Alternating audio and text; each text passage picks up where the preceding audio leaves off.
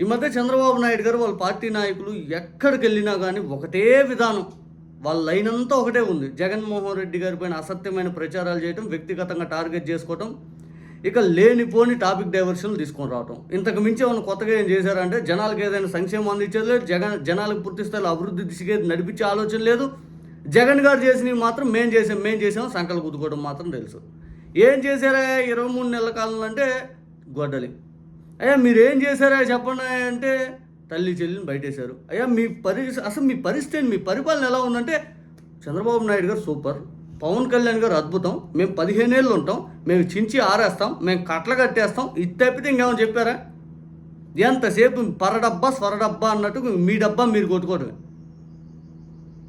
మీ డబ్బా మీరు కొట్టుకోవటమే. ఇంకా లేస్తే గొడ్డల పార్టీ అంటే అసలు నిజంగా అసలు పార్టీ ఎన్టీ రామారావు గారిని కూలదోసేసి లాక్కొని ఆయన మానసిక వేదనకు గురి చేసి లాక్కొని మరి మీరు వికటహాసంతో నాడు ఎన్టీ రామారావు గారి పైన దుష్ప్రచారం చేసింది మీరు కదా. పాపం పెద్ద ఆయన పార్టీని నిలబెట్టుకొని కష్టపడినందుకు ఆయనకి ఇచ్చిన విలువది.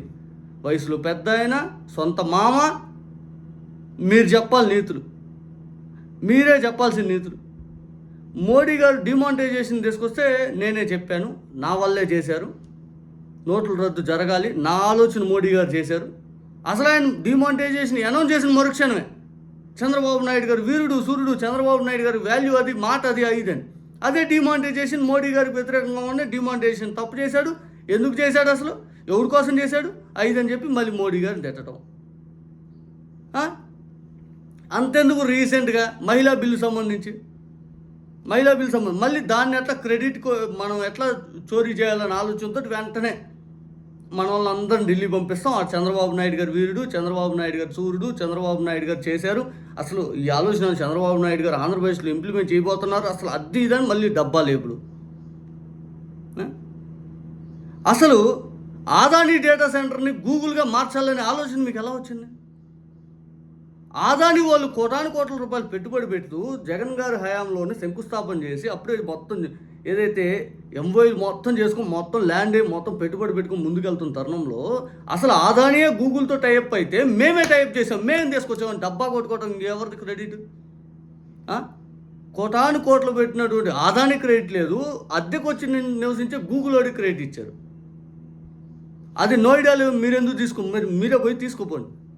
ప్రపంచవ్యాప్తంగా ఐటీ పరిగెడుతుంటే నా వల్ల పరిగెత్తింది. నేను సెల్ ఫోన్ కనిపెట్టాను, టార్చ్ లైట్ కనిపెట్టాను, ఐఫోన్లు నా పుట్టినరోజుకి విడుదల చేశారు, నేనే స్టీవ్ జాబ్స్కి సలహాలు ఇచ్చాను, నేనే సింధు బ్యాడ్మింటన్ నేర్పించాను, పుల్లలు గోపించేందుకు నేనే మొత్తం అట్టాడాలని చెప్పాను, చెస్ ఇట్టాడాలి, క్రికెట్ అట్టాడాలి, అసలు ఇట్లా ఉండాలి అసలు ఇట్లా ఉండాలి ఐదని చెప్పేది మీరాయా జగన్ గారు కాదు.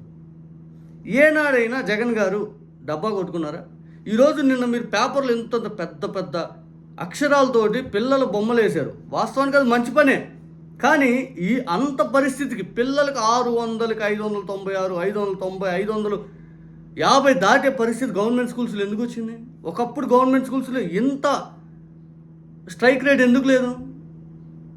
జగన్ గారు వచ్చాక నాడు నేడు కింద స్కూల్స్ అన్ని రూపురేఖలు మారుస్తూ కార్పొరేట్ విధానంలో తీసుకెళ్ళి ఇంగ్లీష్ మీడియం వ్యతిరేకించింది మీరు. మళ్ళీ అదే ఇంగ్లీష్ మీడియం సూపర్ బంపర్ అని క్రెడిట్ చోరీ చేసుకుంటూ సిబిఎస్ఈని తీసుకొచ్చిన జగన్ గారు పూర్తిగా జగన్ గారు అసలు ఇంగ్లీష్ మీడియంతో పాటు కార్పొరేట్ స్కూల్ లెవెల్లో తీర్చిదిద్దాడు. ఈరోజు ఏదైనా కానీ పిల్లలు అంత ముందుకు వచ్చారంటే జగన్ గారు వేసిన పునాది.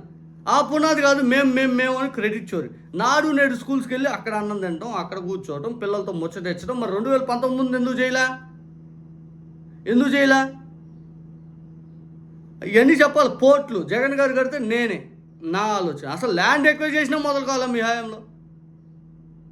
కుప్పంలో ఎయిర్పోర్టు 2019 ఎలక్షన్కి ఒక నెల ముందు చేశారు. మచిలీపట్నం పోర్టు 2019కి ఒక నెల ముందు చేశారు. ఇవన్నీ నెలల ముందు చేస్తారు. 5-6 ఏళ్ళు టైం పాస్ చేసి చివరాఖరికి జగన్ గారు వచ్చి కంప్లీట్ చేసుకుని ముందుకెళ్తే భోగాపురం ఎయిర్పోర్ట్ ఇవన్నీ ల్యాండ్ ఎక్వైజేషన్ ఇవన్నీ చేసి నేనే. మీరేం చేశారా అంటే మీరేం చేయరు. శంషాబాద్ ఎయిర్పోర్ట్ పాప రాజశేఖర రెడ్డి గారు కడితే అది నాది. Outer ring road Rajasekhara Reddy గారు కడితే అది నాది. అసలు పివి నరసింహరావు ఎక్స్ప్రెస్ హైవే రాజశేఖర రెడ్డి గారు హ్యాండిల్ చేస్తే అది నాది. హైదరాబాద్ ఎంత డెవలప్ అయిందని నాది. మరి రాజశేఖర రెడ్డి గారు చేసిందేంటి, కేసీఆర్ గారు చేసిందేంటి, ఇవన్నీ ఉండవు. అదేమంటే మొత్తం నేను అసలు మీలో ఉంది ఆ సీసీ డిజైర్ ఏదో.